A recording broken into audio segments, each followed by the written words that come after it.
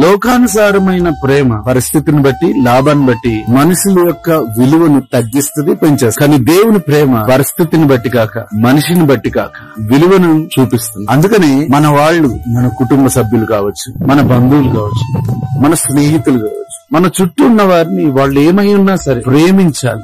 ఎందుకు ప్రేమించాలంటే మొదటి యోహాను రాసిన పత్రిక 4:7 ప్రియులారా మనం ఒకరినొకడు ప్రేమింతము, ఏలయనగా ప్రేమ దేవుని మూలంగా కలుగుచున్నది. ప్రేమించు ప్రతివాడును దేవుని మూలంగా పుట్టినవాడే దేవుని ఎరుగును. మనలో ఉన్నవాడు ఈ లోకంలో ఉన్నవానికంటే గొప్పవాడని మనం గొప్పగా చెప్పుకుంటూ ఉంటాం కదా క్రైస్తవులుగా. మనలో ఉన్నవాడు ప్రేమ స్వరూపి అయి ఉన్నాడు. మనలో ఉన్నవాడు ఎంత సమస్య వచ్చినా సరే పరిష్కరించగలిగిన సామర్థ్యం కలిగినవాడు.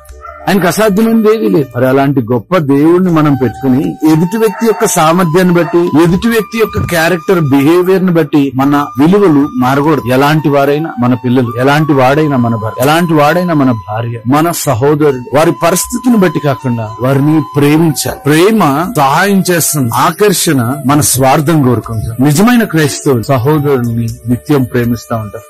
అలా ప్రేమించేవారు దేవుని ఎరిగిన వారు. ప్రేమించలేకపోతున్నామంటే దేవుడు ఎవరో మనకు తెలియదని అర్థం. దేవుని ఎరిగిన వారి సహోదరులను, కుటుంబ సభ్యులు, మన చుట్టుపక్కల ఉన్న వారందరినీ ప్రేమిస్తూ దేవుని యొక్క ప్రేమను పంచుదాం. దేవుని పిల్లలలాగా మనుషులు ఎదుట జీవిద్దాం.